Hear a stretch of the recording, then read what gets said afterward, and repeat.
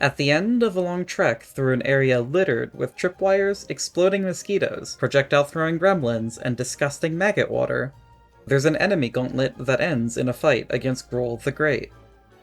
While the boss himself isn't too difficult, dying means restarting at the very beginning.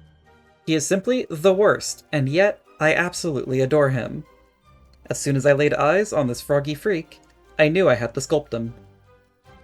He's about 70% mouth, so I'll need to make him hollow.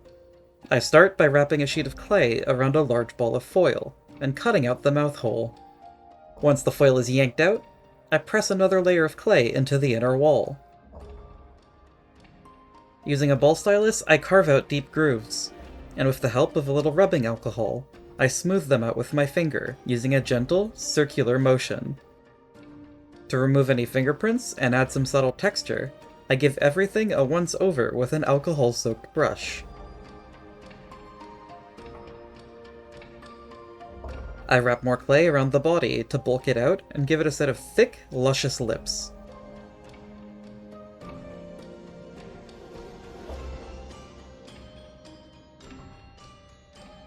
Once they're blended in, they're textured in the same way as the throat.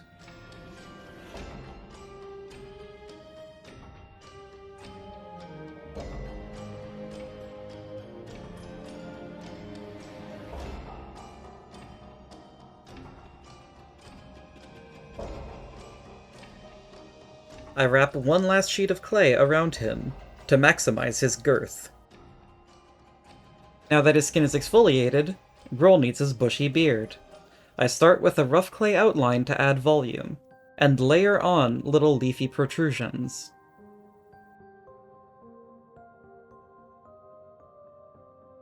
I know this is pretty different from his original design, but trust the process.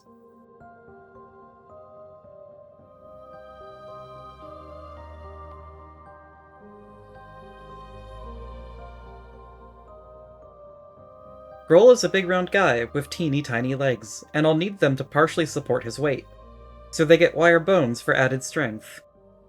One by one, I smooth them seamlessly into the body.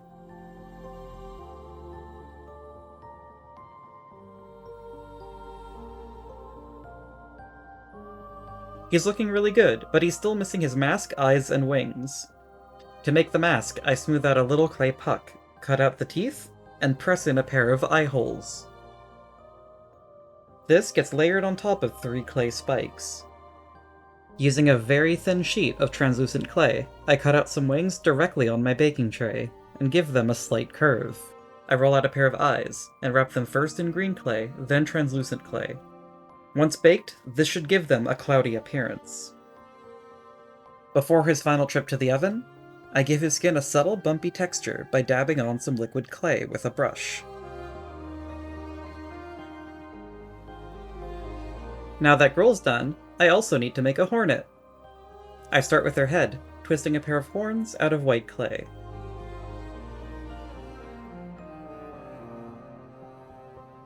Once the mask is baked, I sand it smooth and drill a small hole in the back for the armature wire. I twist together a simple skeleton and coat it with a thin layer of black clay. The needle end blade is cut, baked, and sanded smooth.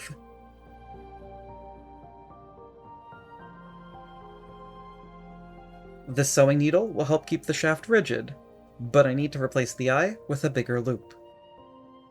I cut out a circle of red clay to make her cloak. It took quite a bit of trial and error, but I eventually put together this little rig to help position and hold it while it bakes.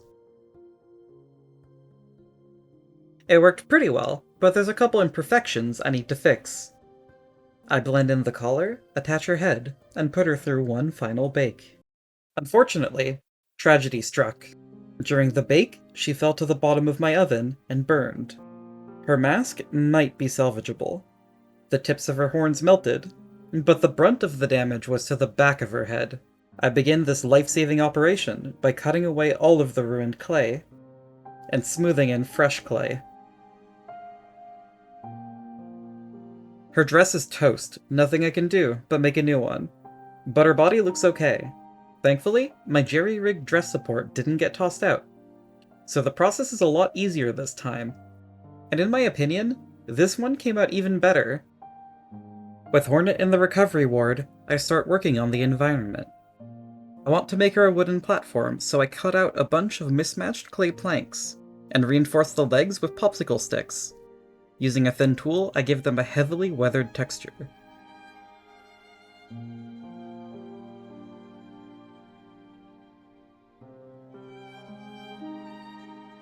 I roll out a long cylinder, cut into thirds, and carve those pieces into rotten logs.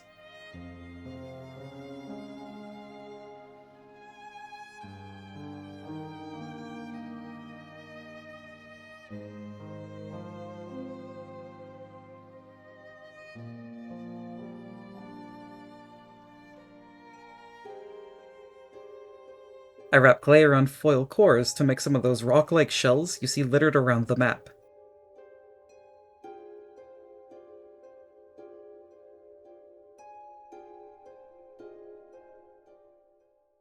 This clay looks white, but it cures translucent. It's great for making eyes, and teeth, and wings, and in this case, maggots. Once baked, they look disturbingly real. They're a little too pale though, so I marinate them in a dark wash for a couple hours. To add some color variation, I drip a little green and brown ink on them, and give them a good mix. To cleanse myself temporarily of the vile things, I get started on the painting. Hornet's mask got stained, so I refresh the white. In a rare moment of foresight, I remove her head before shading her cloak with different shades of red.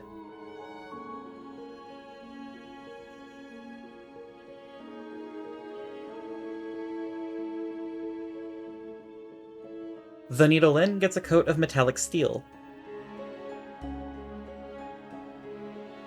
Very carefully, I black out the insides of her eye holes.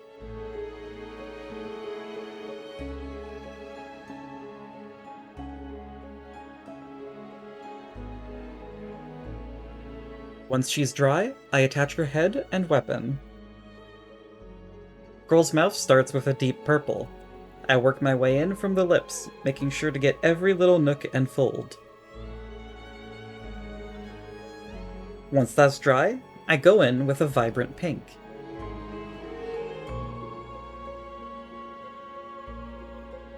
After adding the base colors to his face, leaves, and masks, I blacken the eye sockets.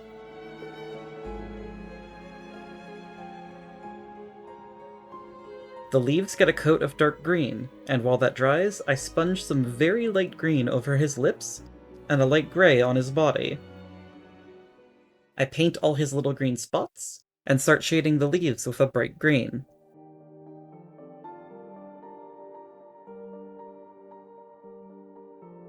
I give it a heavy dry brushing with a pale green.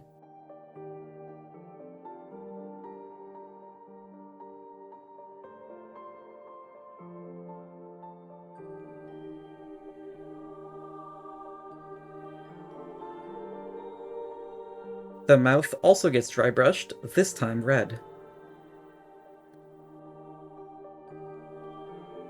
Am I allowed to show this on YouTube? I pop his eyes and wings into place, and all that's left is the decor. I go over the wood with 2 shades of brown.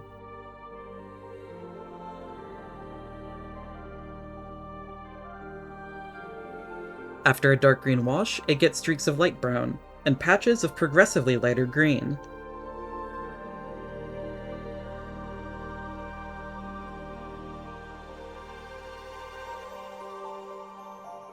For the ropes, I soak a bundle of string in ink water, and wring it out without using gloves because I love having stained fingers. Once dry, I wrap it around my planks and secure it with a little glue.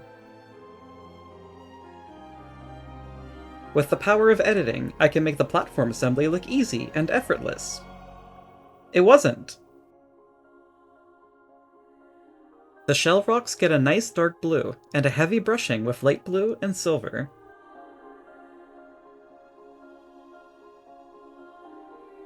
I finish them by dabbing on mossy greens with a sponge. With everything painted, All that's left is to make a frame to fill with resin. I use some UV resin to position everything securely and keep the smaller pieces from sinking.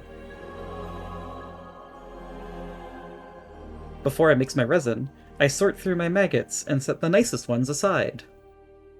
What the f*** am I doing with my life? I glue the nice ones where they'll be most visible. I measure out my 2-part resin and tint it with a bunch of acrylic ink to make it opaque and nasty. Not too worried about bubbles in the mix. Maggot water is probably pretty bubbly. I mix in a cupful of maggots, but this ended up being kinda pointless. They all sunk to the bottom.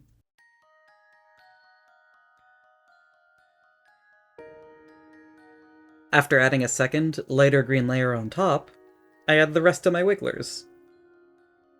I tint some UV resin and brush it over the surface.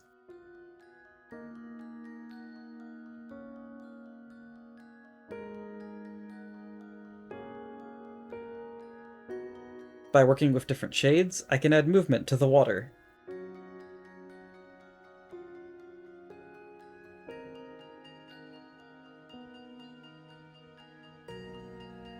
This was my first proper resin pour, and it unmolded way easier than I expected.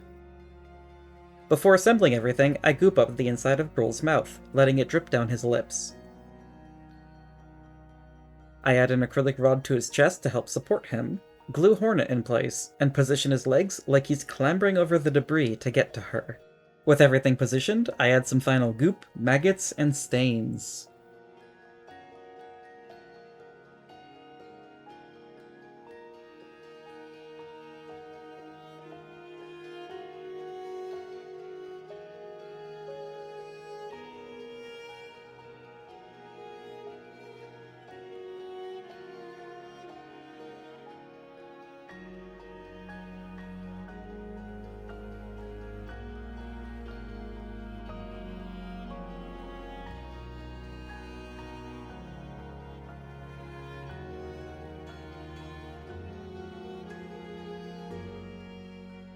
Now that my gauntlet is finished, it's time for Hornet to cut through.